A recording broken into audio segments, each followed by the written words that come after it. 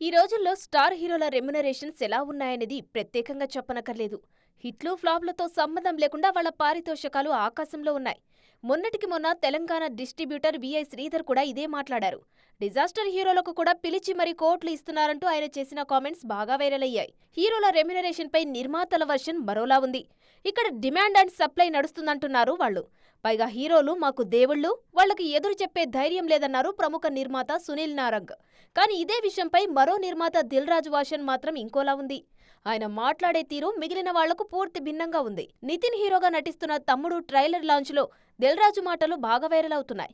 Remuneration విషయంలో హీరోలకు అర్థమయ్యేలా చెప్తే వాళ్లు వింటారంటున్నారు దిల్ రాజు. గతంలో బృందావనం అప్పుడు ఎన్టీఆర్, మిస్టర్ పర్ఫెక్ట్ సమయంలో ప్రభాస్, వకీల్ సాబ్ టైంలో పవన్, ఇప్పుడు నితిన్ పారితోషికం విషయంలో పరిస్థితులు అర్థం చేసుకున్నారని చెప్పారు దిల్ రాజు.